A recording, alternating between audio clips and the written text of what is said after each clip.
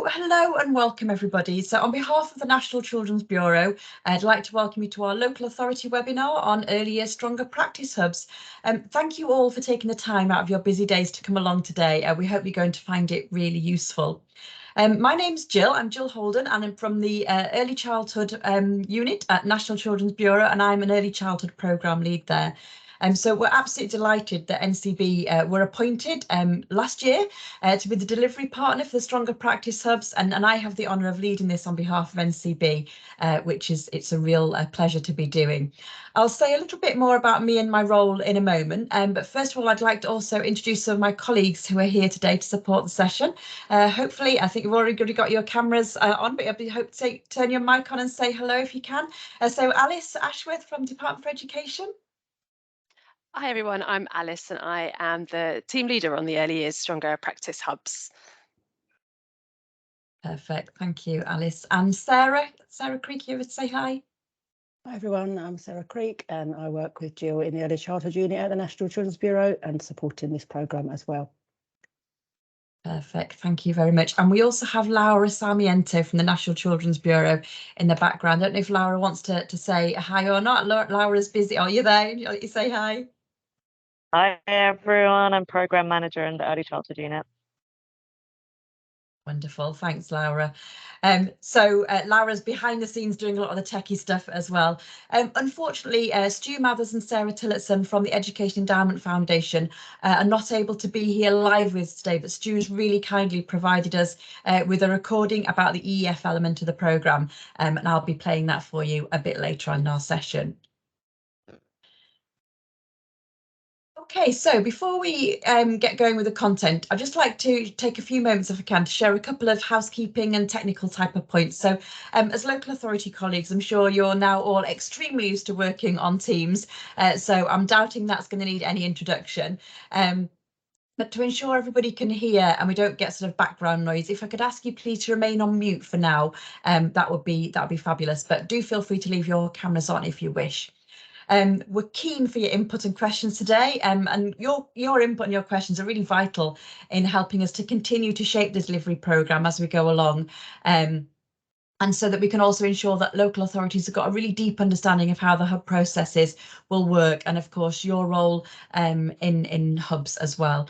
Please do post any questions in the chat box throughout the session, and we're going to do our best to monitor them as we go along, and we will address any questions together at the end in the Q&A session.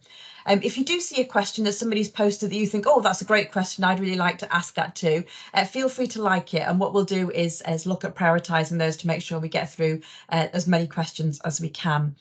If for any reason you can't access the live chat, or you have questions after the session, or indeed you're watching the recording, do please feel free to email us to our dedicated email address, which actually, Sarah, would you be able to pop that, or Sarah or Laura, in the chat box for us? That'd be wonderful. We've also produced a frequently asked questions document, which has been updated with all our learning from the first recruitment phase, and as we've gone through that induction period over the last few months. So the FAQ is an incredibly comprehensive document and contains 91 questions, all of which are themed under sections, and we will also post a link to that in the chat box a bit later on as well. So it might be that some of the questions that you ask us are in there, and we also have a vision paper that's also on the website, so I'll post those links a little bit later on. So we hope we've anticipated most of the questions that local authorities or indeed providers want to ask, but we know there's likely to be more that we haven't thought of, which of course we're happy to answer in our question and answer session later on. So also to ensure that messages are accessible to colleagues that aren't able to make it today, we're recording this session and we'll upload it to the NCB website earlier next week. There's also further opportunity, like I said, to ask us questions through our inbox. So our agenda for the day, you can see here up on the slide, we've got quite a packed agenda, but like I say, left enough time for you to be able to ask us questions at the end. Okay, so I'm really pleased now to be able to hand over to Alice from the Department for Education, who will be able to tell you a little bit more about the DFE's recovery programme and how the Stronger Practice Hubs fits within that. And again, if you have any questions for Alice during that section, do put them in the chat box and we'll get to those towards the end. So I'll go on mute and hand over to you, Alice. Thank you. Great, thanks, Jill. Yeah, I just thought I'd provide a bit of context about where the Stronger Practice Hubs programme fits in the sort of wider offer from DFE, and specifically within our wider early years COVID recovery programme. So the Stronger Practice Hubs programme is part of a wider package of support. We announced £153 million of support in summer 2021, specifically to support children in the early years to recover from the effects of the pandemic, because we know that some of the youngest children were really hard hit in terms of the impact on their learning and development. And we know that that impact has been particularly felt amongst socioeconomically disadvantaged children. So the package that we announced is intended to really build a stronger, more expert workforce, and is really focused on the quality of teaching and learning that happens in settings. And so in total, we're investing up to £180 million in COVID recovery, specifically to support the early years. And there are a number of different strands of that programme, but I'm just going to focus on three of those, which will make up what we call the Stronger Practice programme. So one of those strands is the Stronger Practice Hubs, which we're here to talk about today. And Jill will go through in the next few slides in a lot more detail about what this programme entails. But it's really all about driving practice improvements based on the best evidence of what works to drive child outcomes in local areas. And there are two other strands of the Stronger Practice programme, which have been developed and are being delivered alongside the hubs, which I'll mention. One is a universally accessible online child development training package, which we sort of publicly launched last week. And so that is online and available at our Help for Early Years providers site. Any practitioner can access that. And the aim of that programme is to upskill practitioners and really improve their knowledge of child development. And alongside that, we're also offering a one-to-one peer support programme called the Experts and Mentors programme. So some of that support is delivered in settings, face-to-face, and some of it is delivered online. And some of that support is being delivered to leaders of settings to help with curriculum and pedagogy in settings, and some of it is being delivered to individual practitioners. And that links in particular with the online child development training. So where practitioners have questions that have been thrown up while they've been completing that online training, they can then speak to their mentor about those questions. And so that's the sort of the context within the recovery programme. But I also wanted to sort of mention the other context in which this is being delivered, which is of course the reforms to the early years foundation stage, which we know that COVID hit at a time when the sector was adapting to those reforms, and so we really think that this is an opportunity to really support the sector to implement those reforms. And as I think everybody on this call and those who are listening to it later will be aware, we reformed the early years foundation stage with a new statutory framework that came into effect on the 1st of September 2021, and that reformed framework is designed to bring a strengthened early years curriculum and a clearer approach to assessment in the early years. And it's really all about aiming to improve and drive child outcomes at age 5, particularly looking at early language and literacy. And one of the ways in which we've tried to do that is by reducing unnecessary paperwork. So really empowering practitioners to focus on those one-to-one quality interactions within settings. So taking them away from the paperwork and spending more time actually interacting with children. And so it's in that context, both COVID and the implementation of the reformed early years foundation stage, that we're delivering this early years Stronger Practice Hub programme. And on that note, I'll pass back to Jill, who, like I say, has much more to say about the specifics of the Stronger Practice Hubs themselves. Perfect. Thanks, Alice. That was really helpful. And I think it's really helpful to people to get that full context of where Stronger Practice sits in the midst of that full DFE recovery programme. So thank you ever so much for that. So, as I mentioned, NCB are the delivery partner for the Stronger Practice Hubs. So I'm now going to talk to you a little bit more about the vision for hubs, the application process, hub deliverables, and of course, how we hope local authorities will engage with us as well. So having spent a significant number of years myself in a local authority role, I know the anxieties that some of you are feeling as we develop this programme. And I know that most, if not all, local authorities have also been through restructures over recent years. And this can lead to colleagues perhaps feeling concerned about how this programme might impact either on their own security of their role or perhaps an increasing workload. So from the outset, I just want to really reassure you that this isn't the intention for Stronger Practice Hubs at all. The aim of the programme is really to look at how we can complement and enhance the work that goes on through local authorities, whilst providing an opportunity and an outlet for providers to sort of really shine and showcase the amazing work that they all do as well. So I really hope that this session this morning will leave you feeling assured and excited to work with us in ensuring the success of this programme. So over the next few slides, I'm just going to give you a bit of an overview of the vision for hubs, and particularly look at the eligibility criteria as well and the application process. So beginning with the vision for Stronger Practice Hubs, and I posted in the chat while Alice was talking there the link to our vision paper and also the link to that frequently asked questions document. So do feel free to click on those later and have a good read through those. So our aim is to create a total of 18 Stronger Practice Hubs, and with that, the aim is that there will be 2 in each geographical region of England. We currently have 12 hubs, and through this phase, we're aiming to recruit another 6, and I'll tell you a little bit more about exactly where in a moment. So the current hubs were launched in November 22. Some of you may be aware that we did recruit 13 hubs in November, but unfortunately, due to a change in circumstances, one hub has had to withdraw, which is why we're currently recruiting a further 6 hubs. So I know those that eagle-eyed of you will have noticed that change there. So we've already touched on that the programme aims to support settings to address the impact of the pandemic on the youngest children. And it aims to do that by sharing effective evidence-based practice and by building lasting networks, or indeed utilising and building on existing local networks. Like I said, it's never the aim of this to duplicate or diminish or support. It's there to support existing structures and complement and enhance what already exists. So the hub model works directly with the sector on a systems leadership approach, with strong settings supporting other parts of the sector as well.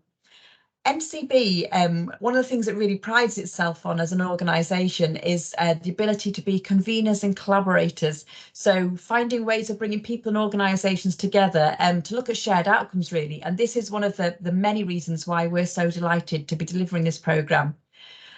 For many years, we've been talking about how we can encourage and empower the sector and give them a voice. And also thinking about the challenges of enabling effective peer networking, which breaks down the barriers right across provider types. So support that's really driven by the sector and supporting each other. And that's really part of the exciting vision for hubs. As delivery partner, we at NCB will lead that relationship with hubs, and that includes us providing support, oversight and quality assurance, as well as running the selection process for phase 2, which went live last Wednesday, which was the 8th of February. So we're supported in our role by the Education Endowment Foundation, and they are our evidence partners for the programme. So EEF supports Stronger Practice Hubs by providing accessible information about evidence around early years pedagogy and the process to support practice change. They also support Stronger Practice Hubs in their approach to communicating and engaging with other settings who are implementing these evidence-informed practices, and that'll be through exemplification and professional development programmes. But I won't say any more about EEF's role at the moment, as Stu will cover that in his recording in more detail.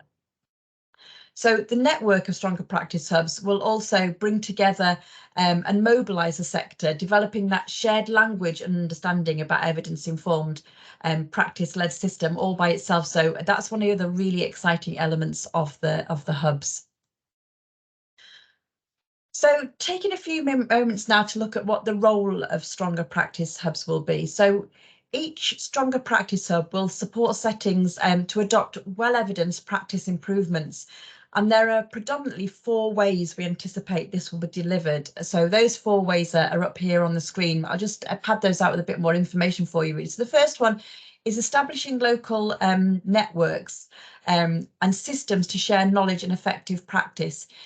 In the first year of delivery, we envisage that Stronger Practice Hubs will build on or strengthen a network of providers in the own local authority where they're based, or potentially neighbouring local authorities. So that'll depend on local geography and what links the hub that we recruit already has. So the current hubs we have are already reaching out slightly wider, some of them slightly wider than the local authority where they're actually physically situated. And that can be because they've already got links with other local authorities, or it might be that they're formed of a partnership that's cross multiple local authorities. And I'll talk a little bit more about partnerships a little later on. In the second year of delivery, the network will expand to include providers from a much wider area within that region. So we're currently looking at how that might work for the current hubs, and we'll of course do that same matching process when we've got the next 6 hubs appointed. So networks will be made up of group-based settings, including maintained and PVI sector and childminders and other organisations locally who provide early years support, including local authorities. So we'll be really pleased for you to be able to be supporting and networking in with that, to share your messages as well, and make sure that that's sort of a tool for you to be able to share your messages also. Stronger Practice Hubs will lead the network, ensuring that equality of access of support by all provider types is accessible. They will foster supportive relationships and relationship, and we're hoping that that will also create a sustainable legacy through those networks. Stronger Practice Hubs will proactively encourage settings within disadvantaged areas and settings who require support to develop their practice and engage in the network. So we're really hoping that they can find sort of multiple techniques to be able to really draw in everybody and engage that full cross sector in the networks as well. We anticipate that networks will predominantly be virtual, but there will be perhaps a small element of face-to-face networks. And what we found with the current hubs is they've been able to utilise networks that are already there and sort of tap into them as an extra level of support as well. And NCB will be there to help Stronger Practice Hubs to look at how we can build these networks. So the second bullet point up there on my screen is that they're going to be proactively sharing information and advice on evidence-informed approaches, for example, through newsletters, blogs, events, networking webinars, and through social media. So the aim is that Stronger Practice Hubs will become a local resource, upskilling the sector through the dissemination of information and tools and materials to the network, as well as more broadly in the sector. They'll recognise the strengths of the whole of their networks and will work with providers in their network to develop resources that exemplify the journey of using evidence to inform decisions and practices. So really those that support in the development of children, particularly around those children who are experiencing poverty. Information and advice resources will be constructed and supported locally, and we hope that will be really quite bespoke to meet local need. And they also will be made more available more widely for the sector through NCB. So the website will be able to push those resources out wider so that people can share those nationally as well. So our third bullet point up there, acting as a point of contact for bespoke advice and signposting, so referring to other funded support. Alice has already given us an overview there of that wider spectrum of the recovery programme. So Stronger Practice Hubs will have a thorough understanding of that wider offer and how they can signpost practitioners to other elements of the support, like Alice said, such as that online child development training. They'll also be able to receive referrals from the experts and mentors. So it can almost be, if you like, a safety net after the experts and mentors input has finished, that they'll be able to sort of still link in with a Stronger Practice Hub and access further support there as well. So hubs will be really knowledgeable in how to refer to other strands of the recovery programme. The Education Endowment Foundation will work with each Stronger Practice Hub, and they'll be identifying high quality programmes with evidence of improving child outcomes. So Stronger Practice Hubs will use some of their funding to make these programmes available to settings in their area. And like I said, Stu will be able to tell you a little bit about that in his recording in a moment. So local Stronger Practice Hubs will also act as a point of contact for bespoke advice. So each will have some kind of advice line or monitored email address, or maybe a contact us form, and they'll be able to respond directly in a timely fashion to support that setting. So advice given by hubs will be informed by the evidence and it'll be able to support settings in developing their understanding of really how robust evidence can inform the decisions around their practice to look at how they can improve outcomes, particularly, like we said, for disadvantaged children.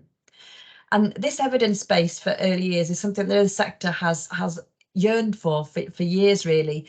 And we really hope it'll enable more equity with a strong evidence base for that we already have with sort of older school age children. Settings that are engaging with the Stronger Practice Hubs will be asked to provide feedback on how useful they found the Stronger Practice Hub. And we really believe in that fully reflective model of the feedback that comes in, looking at how we can support hubs to develop their interactions and the support that they offer for hubs. And that also, you know, if local authorities have feedback as well, we are really super keen to hear that. We're really keen to make sure that we continue this reflective cycle to make sure that we get the absolute best of Stronger Practice Hub programme as we can.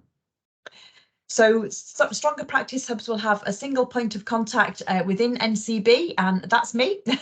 So they can turn to us for support as and when required. We also have a dedicated email box that they can come to if they've got particular questions that they need to ask us as well. And then fourthly on my screen here, working with the Education Endowment Foundation to select evidence-based programmes that they're going to fund and make available to settings. So I've just touched on this slightly in my last point there, but Stronger Practice Hubs will have funding available, and it's quite a significant amount of funding that's going to be directed to those programmes. And they'll be able to offer those activities and programmes to hubs within their region and local area that really aim to support the take-up of evidence-based practices. So one part of the Stronger Practice Hub's bespoke offer will be to select and promote these professional development programmes within their area. So really sort of looking at what the needs are and how this can be best done. So EF have provided a curated menu of programmes to Stronger Practice Hubs, and they're available on the website, and we'll hear a little bit more about those in the moment as well. So eligibility criteria. So I've broken this down, you can see here on the slide, to the lead setting and also partner settings. So each hub will be led by a group-based setting. And the department's ambition is for hubs to be evenly distributed across England, with 2 hubs in each of the 9 government regions. And hubs will represent both the maintained and private voluntary independent sectors, and including childminders, and hubs are going to be funded until late 2024. As well as location, which I'll come on to in a moment, there are 3 main eligibility criteria to become a lead for a Stronger Practice Hub, and you can see they're here on the left of my screen. So there must be a group-based setting. This could be school-based, so it could be local authority maintained, or a school that belongs to a multi-academy trust, or it could be a private, voluntary or independent. And this includes Ofsted registered daycare, which is part of a children's centre or family hubs. So they must be rated good or outstanding by Ofsted, and they must be providing pre-reception early education.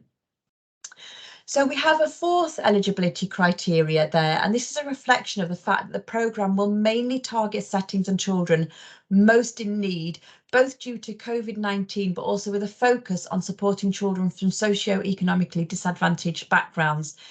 Therefore, we're going to prefer that hubs are based or located in an area of deprivation. However, we will consider applications from settings if they can demonstrate the extent of their experience of working with children from socio-economically disadvantaged backgrounds.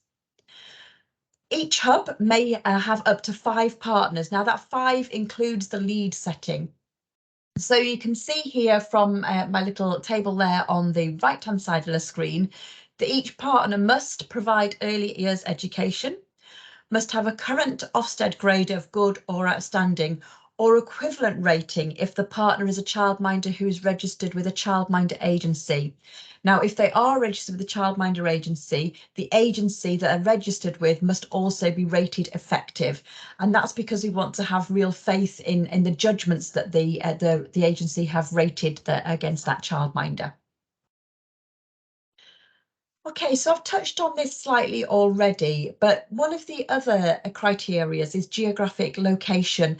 Now, through this phase, this has become really quite targeted, because obviously we don't want to recruit in settings where we already have 2 hubs that were recruited in the first recruitment phase. So you can see here on the screen where we are looking to focus our recruitment. So those 6 areas, so we have Yorkshire and the Humber, and you can see we're particularly interested in the coastal area of the region. The reason we're particularly interested in some regions is to enable that real spread and of hubs so that everybody can access a hub. The East Midlands, we're particularly interested in the north of the region, and East of England, where we're particularly interested in the west of the region, and then London, Northwest, where we're particularly interested in the north of the region, and then also the northeast. So location eligibility is narrowed down to specific local authority areas within each region, which I won't read out, otherwise I'll sound a bit like I'm doing the train announcements, but you can see on there the full details of the local authority, and they are also detailed in the FAQ on the website. And again, if you scroll back up in the chat box there, you'll see the link to that. So, as I said, learning and reflecting as we go along is one of our real sort of focuses. So applications from the first recruitment phase, some of the learning we got there really demonstrated that the strongest applications were partnership applications, and particularly those which spanned the whole of the early years sector, so including maintained school-based provision, private, voluntary and independent provision, and childminders who, as I've mentioned, can be Ofsted registered or childminder agency registered. Therefore, we're really, really keen to encourage applications from partnerships where the lead is a group-based setting and each of the partnerships are an early years provider. So like I said, childminders can be part of a partnership, but we want to align childminders to lead a partnership. And that again is predominantly because we don't want to put that onus and that burden, particularly of the administration elements of stronger practice hubs onto a single person through a childminder. So like I said, maximum of 5 partners, and that includes the lead setting. So you can see again more information around that in our FAQ, and special schools are also very welcome to apply as part of the partnership, and indeed we already have a few that are part of partnerships of current hubs. So the application process and timeline here. So the application process is open now. It opened last Wednesday, I think it was, which was the 8th of February. And it's open for 5 weeks through to the 17th of March. So the application for deadlines is Friday, the 17th of March. And if anybody has queries regarding applications, these can be raised with us through that dedicated mailbox, which is there on the page for you, but also in the chat. We're also holding a webinar next week on Thursday, the 23rd of February at 11 till 1, specifically for the sector who might be interested in applying. And we would be super grateful if local authorities could promote that for us, please. We'll also, as I mentioned earlier, upload the recordings of both webinars to the website shortly after both events. In early July, stronger practice hubs will be selected and successful applicants will be informed. We then intend to host webinars, a welcome webinar for successfully appointed hubs on the morning of the 5th of July. And then in the afternoon, we'll be inviting those successfully appointed hubs to join with us with the current 12 hubs for a bit more of a development, sort of get to know you webinar then as well. So the application process, it's a 4-phase selection process, really quite a robust process. So it starts off with a written application form, and that's an online application form. There's a link to it in the website. On the website, we have also uploaded a Word version, a PDF Word version of the application form. That is there just for knowledge and information, really, because that way people can read through the whole of the application form together and maybe think, oh, I want to put this information there or that information there. We're not accepting applications on that Word document. It must be on the online application form, and we'll make that super clear in the sector webinar next week, and it is very clear on the website as well. So after that, we'll go through a robust shortlisting process, and shortlisted applicants will be invited to interview with us, and that will be an online interview. Following that, it'll be narrowed down again to a next stage through shortlisting, and that will be through to the visit stage. So NCB will be doing a site visit to those that have been selected down to that process. We finally carry out a due diligence check on all of the settings that have been invited to interview. So the other part there that we're adding that we're really grateful for in the first phase of recruitment, and it added real robustness to it, was we'll be asking local authorities to provide a statement for us as part of the application process. I'm going to cover that a little bit more detail in a moment as well, but before I do, just want to talk you through a little bit of that selection criteria. So through the application process, settings must demonstrate that they're able to meet all of the selection criteria, and that's based on the vision and the aims of the programme. So I've listed those here on the slide, but for the sake of time, I'm not going to read through them all. And like I said, all of this information again that we've provided today is on the application pack, along with all the supporting documents which are on NCB's website. So that application pack includes, like I said, the application form, also a scoring matrix. So we believe it's really important that we're open and transparent with how we're scoring applications. So we'd really urge people to read all of the supporting documentation before they start into their application. That was one of the downfalls of some applications in the first round. People clearly hadn't read all of that supporting documentation, so hadn't really answered all of the things that we're asking for. So we've been really transparent in making sure that's all there. So there's the vision paper, the scoring matrix, the application form, the FAQ. And like I said, the FAQ is hugely comprehensive, so really can't stress enough how important it is to read that. So support for hubs. Stronger Practice Hubs will receive grant funding from Department for Education in order to deliver their objectives, and that includes funding for their staffing costs. DfE will provide funding to the lead setting of each hub, and this will be via a Section 14 grants. And then the grants will be there to be able to deliver all of the hub objectives. So the lead will be able to support the partner settings around their input towards the hub objectives and that strategic steer as well. So the exact amount of funding will be worked through individually with each Stronger Practice Hub, and in total, subject to delivery considerations, it's estimated that approximately £700,000 will be available for each Stronger Practice Hub across the whole of the 2-year delivery period for the programme. Grant funding will be subject to monitoring and assurance processes, and Stronger Practice Hubs will be provided with a full development and support programme which will be facilitated by NCB. Some of that includes support around doing that grant monitoring as well. There's also, at the moment, we've put out the full package there of support from March through to July, and then once we've got the new hubs in place as well, they will also be offered a full induction and training package to support their needs for delivery. So it'll include training sessions as well as ongoing support, such as a monthly one-to-one meeting with NCB. So really looking at how we can best support hubs to be able to deliver their role. So NCB will provide the training and support regarding all of the practicalities of being a Stronger Practice Hub, as well as that quality assurance element, while fully understanding and using and disseminating evidence. All of the support and training around that is provided by Education Endowment Foundation. So we in NCB will also be facilitating bringing Stronger Practice Hubs together as well for that peer-to-peer support and also that shared learning across all of the hubs, which we feel is a really vital part of it.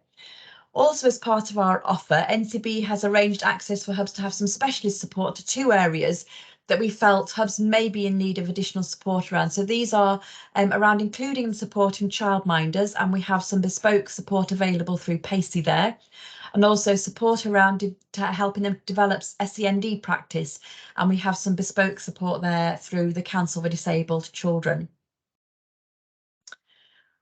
Okay, so local authority involvement, where do you come in this? So I'm hugely aware that I've bombarded with you with lots and lots of information, and apologies I've skipped through some of that speedily. We're keen to be able to get to a part where you can ask them some questions as well. And as I've said, all of the information I've provided today is on the website. So the part I know you'll all want to know about is where do local authorities fit into this picture? So firstly, again, I want to really reassure you, as I said earlier, the intention of hubs is not to duplicate roles that you're already doing or to replace networks and support strategies that you already have in place. It really is to complement and enhance your work. So nor is our intention to create any burden for local authority teams, and that's really important. So the full scope of hubs is still growing and developing, particularly on a really local basis. And as part of that, we really value the input of local authorities and seeking ongoing views and collaboration as we work through the process of developing the programme. So our final slide today has, again, we'll repeat our email and contact details and various ways you can get in touch with us to share your thoughts as well. So as this recruitment phase is particularly targeted, we'd really value local authority input in identifying strong settings in your areas and encouraging them to apply. So we're particularly also keen to increase the number of hubs that are led by PVI settings. So if we could put a little plea out there for you, please, to be able to look at identifying some strong settings in your area and giving them a gentle nudge that this might be something they'd like to apply for. Local authority teams are well placed to know the strengths and also obviously the areas for development of settings who may be applying to be as a hub. So as such, as I mentioned earlier, we've included opportunity for you to share this expertise with us through a written statement as part of the hub application process. On the application form, we've included a section for settings to name a local authority representative. We expect them to discuss this application with you and agree whom to name prior to submitting it. Part of the local authority statement, we're interested in hearing from a variety of teams who may support the setting, and that might be quality improvement teams, SEND specialist teams, sufficiency teams, finance teams. Well, we realise the structure of each local authority can be really quite different, and so we'd ask that if you could please ensure us by ensuring that the right people and the right teams are able to contribute their knowledge and experience of the setting to that statement, and that would really support us. So we also acknowledge that some local authorities have outsourced that support, the support for the early years sector, to third-party organisations. So we're keen to make sure that that statement comes to the most appropriate person. So would hugely appreciate your support in this. We've designed the process for that local authority statement in a way that means that settings won't see your statement unless you choose to share it. And we really hope this enables you to be open and honest and reflect on the strengths and areas of development and overall suitability of a setting to become a hub. So we're also very, very happy to facilitate opportunity for any local authority colleagues to have a telephone call or a Teams chat to have a discussion with us if you feel this would be beneficial to support us and appropriate to making in our decision to making appropriate decisions over which hubs we are appointing. So whilst we'll be asking every applicant to name a local authority representative, we will only ask you to provide a statement on settings that we have shortlisted for interview, so you shouldn't be inundated with requests for statements.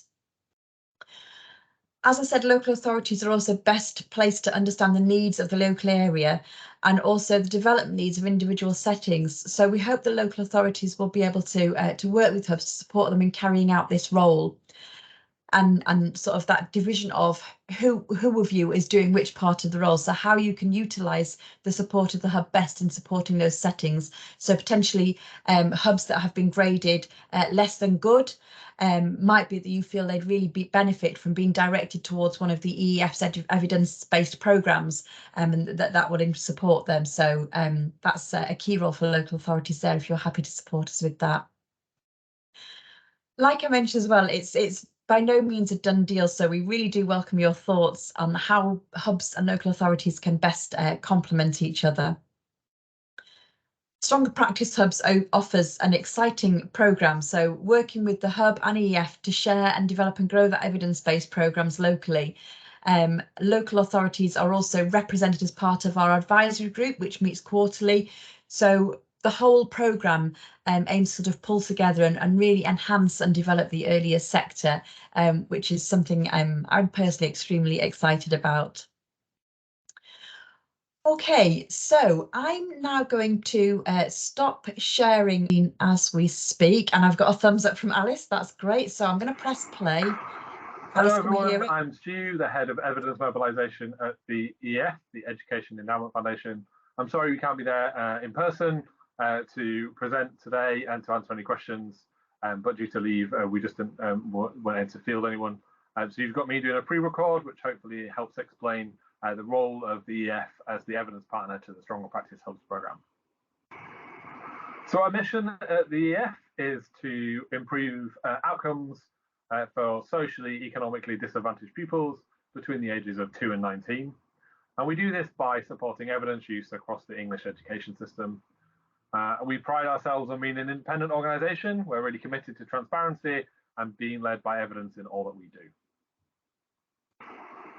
So I just wanted to say a bit more about why we think the early years is so important to achieving our mission, and why we're doing a bit more over the next 10 years to increase our reach and support the early sector a bit better.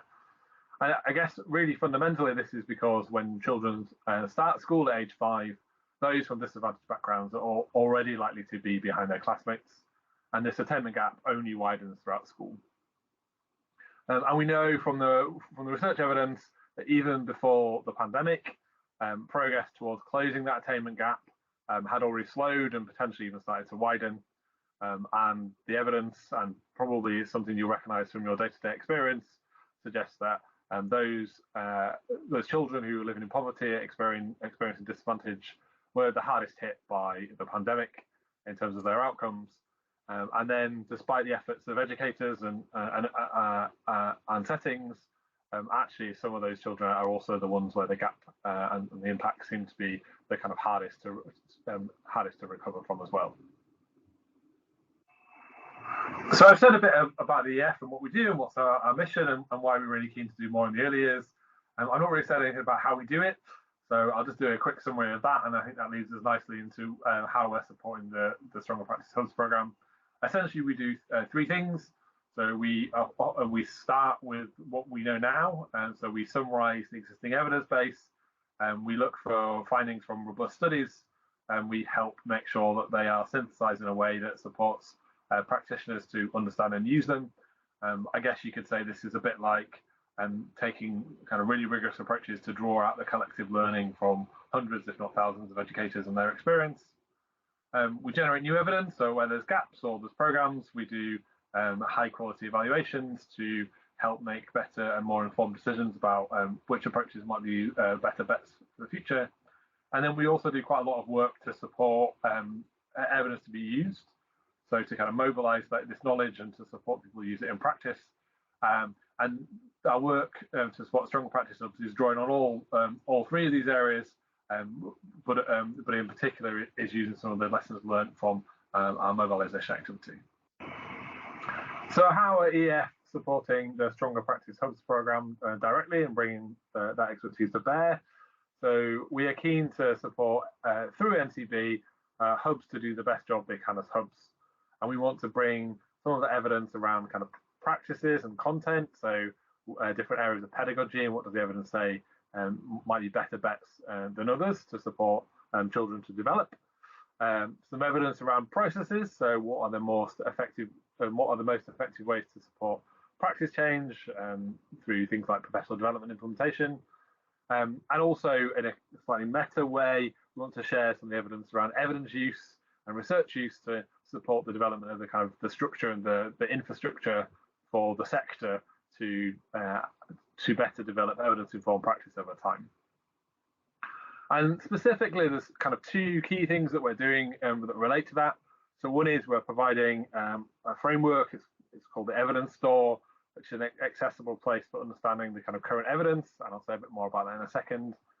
And then we're also bringing together a kind of curated menu of evidence-informed programs. So we're helping hubs have something to offer in their local areas, and also using them as a vehicle to nominate local programs to help build the program's pipeline over time for the early years. So to say a bit more about the early years evidence store, so this is something we've specifically designed for Stronger Practice Hubs.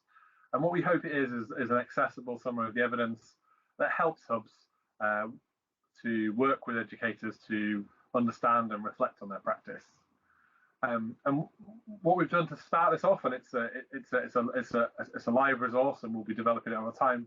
And it started with 2 themes, which are 2 areas of learning, which we think are some of the areas that have been most impacted on by the pandemic. That's communication, language, and personal, social, and emotional development.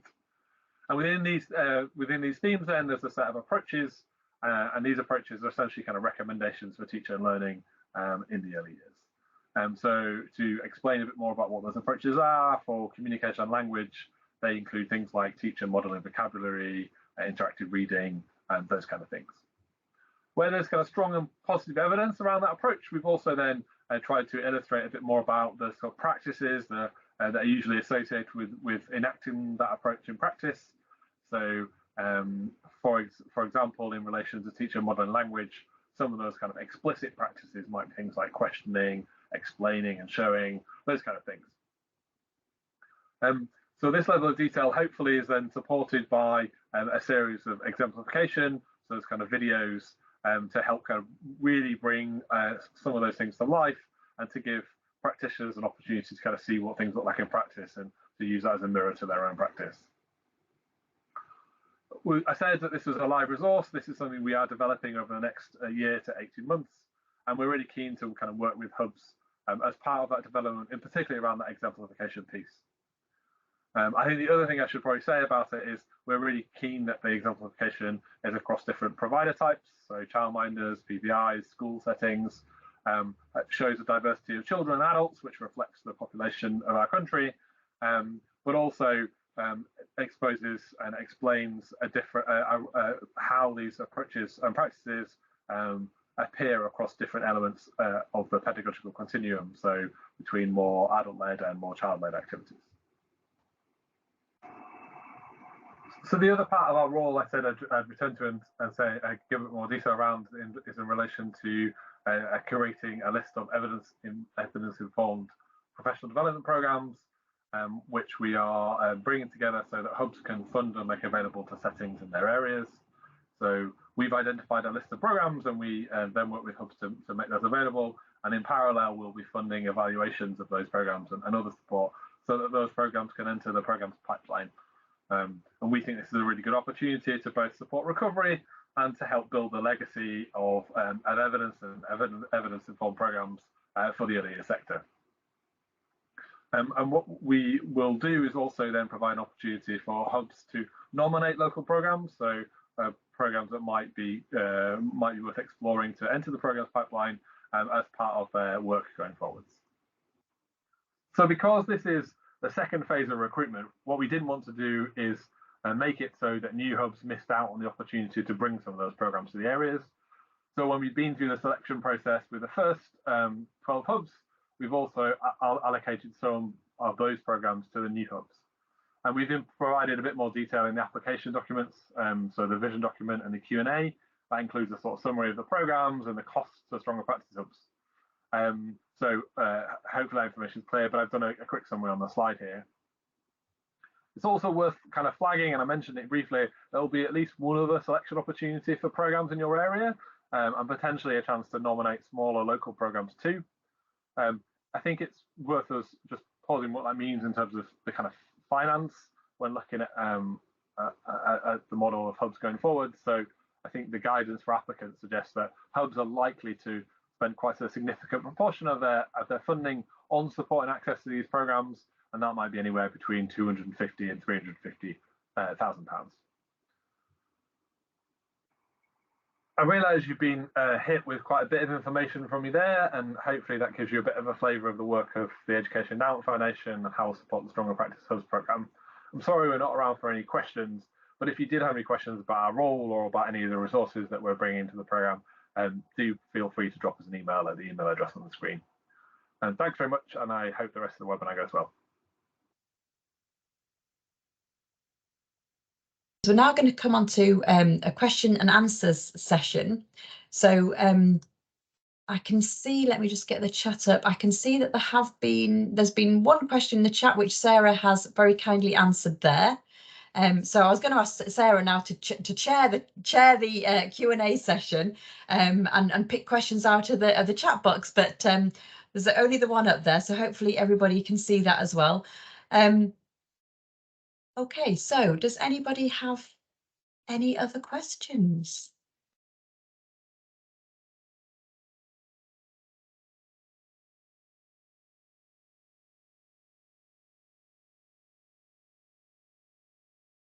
Right.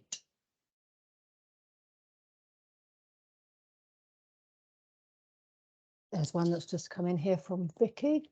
The sector is seeing unprecedented issues with recruitment and retention, which is impacting on sufficiency and sustainability.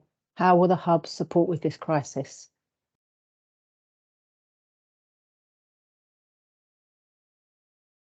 Alice or Jill, want to pick that one up? Thank Do you. you want me to read it again? The sector is seeing unprecedented issues with recruitment and retention, which is impacting on sufficiency and sustainability. How will the hub support with this crisis? Thank you. Oh, Alice, did you want to come in there? I can see you just unmuted. Yeah, I'm happy to come in. So, and just to say that we are really aware of the recruitment and retention issues in the sector, and that's something that we are looking at within the department, something that we're worried about too. The Hubs programme, as I mentioned at the start, has sort of been designed in a context to help with implementing the reforms to the EYFS and to support COVID recovery. So the programme in and of itself has not been designed to address that problem. That said, I know something we have talked about previously amongst the team is the fact that, you know, one of the things that this Stronger Practice Hubs programme is designed to do is to as Jill sort of talked about, really taking that system leadership approach in the sector and sort of raising the profile of the sector and really sort of highlighting the great work that exists within it. And we hope that alongside other work that we know is being looked at and is being led also from within the sector about raising the profile of the sector and really sort of selling the benefits of working in it, that we hope that it might contribute within that context. But I mean, like I say, it's not something that the programme was designed to address, but we're really mindful that we're delivering it within that context. Discussion I had Alice. Yeah.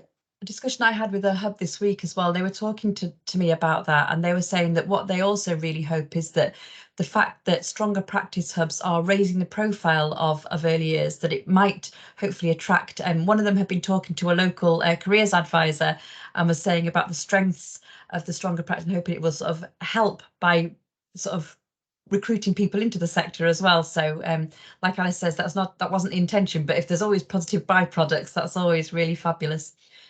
Thanks, Sarah. There's some more there, Sarah. Do you want to?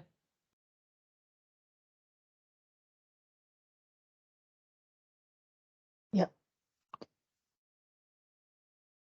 I'm just scrolling back because the original question from Vicky has now got some other additional questions. I'll read those and come back to those. I'll just go on to another one from Linda, which says, what will happen? Excuse me, what will happen if no one comes forward in an area so 2 hubs are not created? Jill or Alice, you want to come in on that one?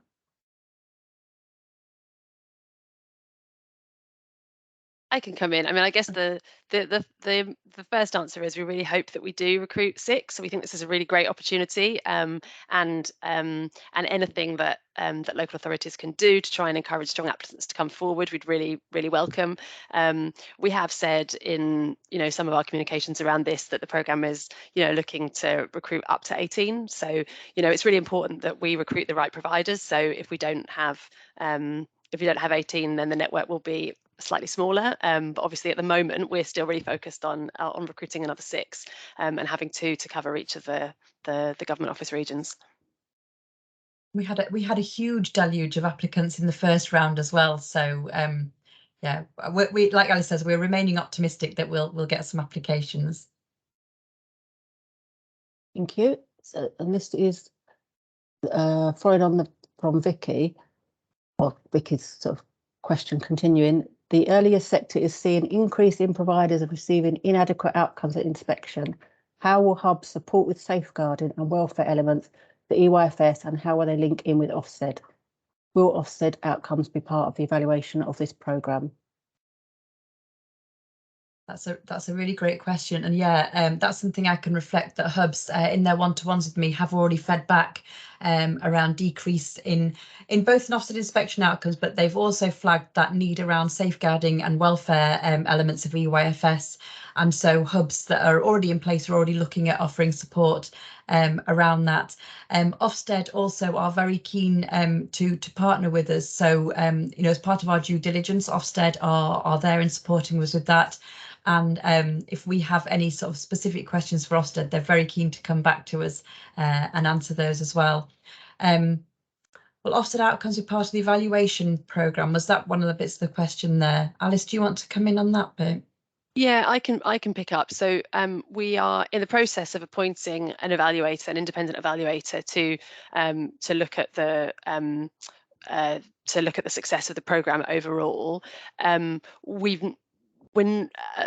I said, that evaluator has just been appointed. I don't think that specifically looking at Ofsted outcomes of the settings taking up support is going to be something that they're specifically looking at, but they'll certainly be looking at a wide range of, you know, talking to settings who you know, actively engaging with the support, and also those looking at why some others didn't come forward to take forward support, also having you know, detailed interviews with the hubs themselves and with the various partners involved in the project. So there will be a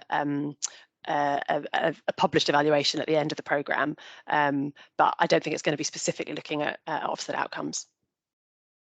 And it certainly we won't be holding hubs to account on the Ofsted outcomes of settings. There's a question from Susan. Not sure whether we may need to direct this to EF or whether either of you will be able to answer this one. How much autonomy will the new hubs have in allocating programmes based on need if programmes have already been allocated? Do you want me to pick that up, Jill? Oh, go on then, I was, yeah. Yeah, so I think so given the timelines in terms of the getting the programs up and running with the suppliers and trying to get some delivery for some of the programs that, you know, this side of the summer term, then we've had to pre-allocate some of those or those programs that were listed on Stu's slide. But as he said, there will then be a subsequent opportunity for the new hubs to then select programs, and potentially also an opportunity for them to nominate local programs. So there will be further opportunities for them to really consider the needs of their areas and which programs they want to deliver. But just because of the timeline and because we weren't successful in appointing 18 hubs in the first round of recruitment, we've sort of had to sort of pre-allocate those programs, and that's why I've been really clear in the application process. So if there are settings that we're interested in applying for a hub but think, well, actually, I don't think that program meets the needs of settings in my area, then they can take that into consideration when they choose whether to apply.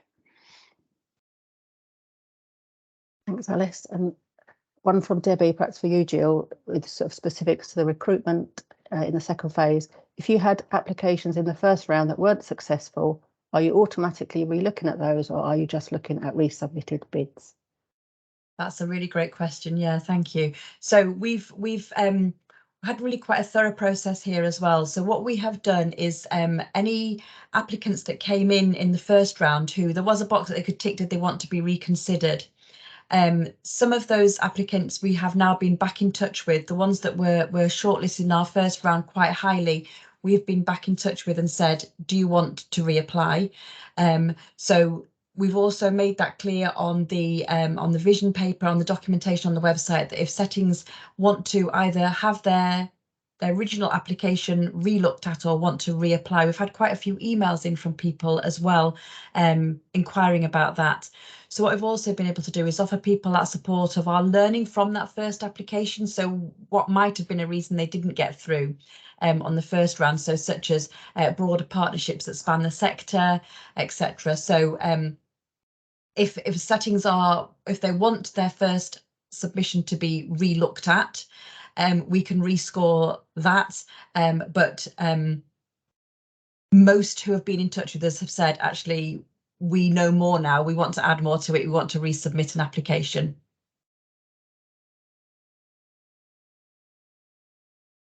Thanks, Jill. I'm just going to go back. There's a couple more on the end of Vicky Thomas's message. One is, we have been approached by a hub in our region and have an applicant in our LA2. How will the two hubs in each region work together and complement each other? Jill, do you want to answer that from sort of bringing the hubs together? Yeah, that's a really great question. Thank you.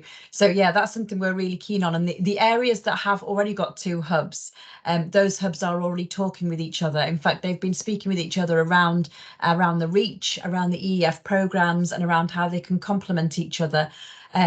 So yeah, that's something that we'll be really keen with the second recruited round of hubs, is that they work closely together to look at who supports where, to make sure that they've got that really nice dovetail there as well.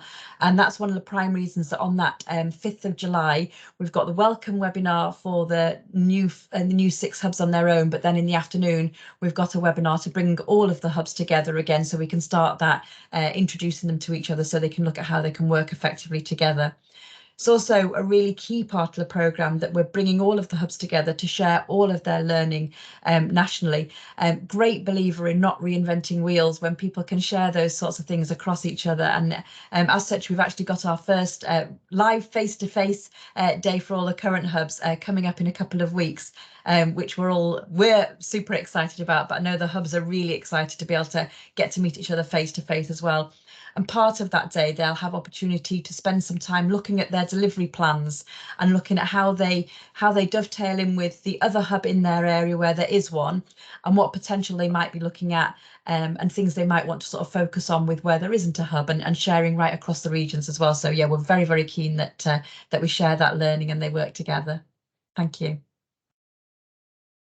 And then while I'm waiting for any other new questions to come in, I'll squeeze Vicky's fourth question in, which I think is a little bit more local. And I can only see half your, I think you're Lincolnshire, because I can only see half your, I'm working it out. Yeah.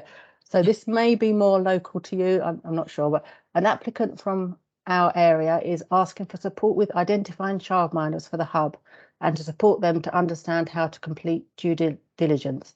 Unsure if this is just Lincolnshire or whether this type of support was anticipated from the LA. Right, okay, so somebody's applying for this next round and they want support around how they will identify childminders to link in with them, etc. Is that the question? So the due diligence bit, I mean, if it would be hard for a local authority to share that kind of information with another setting. So we would advise that that the hub got in touch with us if they want to know what sort of due diligence things we are wanting them to look into and how they can do that themselves. So my advice there would be to ask them to drop us an email into that sbh@ncb.org.uk email box. The idea of a childminder that might partner with them, that would be if you've got ideas of childminders in your area who you think, actually, this childminder has exemplary practice and we would really like to be able to support them to replicate that across the region and to share that input and that knowledge. We would be incredibly grateful if you're able to say, how about we link in with these together? And that might be that you got in touch with the childminder. I understand the difficulties about passing contact details, etc. But that might be that you got in touch with the childminder and said, here's a great idea, why don't you give XYZ, drop them a call or an email. Hopefully that answered your question, Vicky. I think it does. Yep. And I can see Sarah's popped the email address there in the box as well. That's it for questions at the moment, unless anyone else has got any there they want to add into the box. Just reshare my slide again, because that's also got the link to the F there. Have you got any additional questions?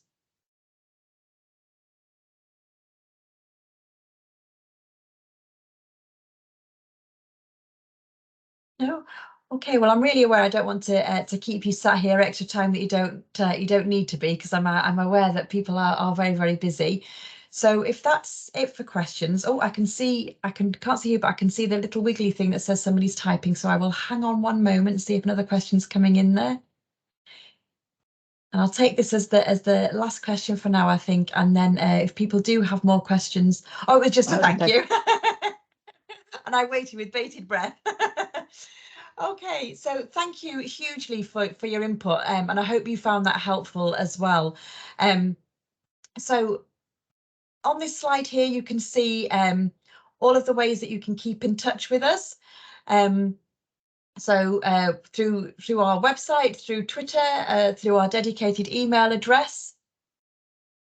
So before we all just log off as well, firstly, I want to thank our speakers for today. So massive thank you to Alice, and also sort of reaching to the beyond to thank you to Stu for his recording.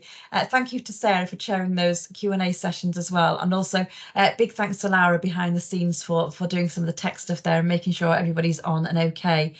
Lastly, big thank you to all of you for taking your time out to attend today and for posting all your questions. I hope you found it useful. Your questions are really valuable in helping us shape the offer and look at things that we might not have yet considered. So if you do think of other questions, please do pop them into our mailbox. Or if you've indeed got points that you want to raise with us that you think are things, not necessarily a question, but things you want us to consider, please do. So I'm going for your time and support today, and in anticipation of your support in helping us to recruit our further hubs and of the hubs that are already there. Please do fill the evaluation form in, and thank you again. We will have the recordings and slides up on our website as soon as we can. So take care and have a great rest of your day. Thank you.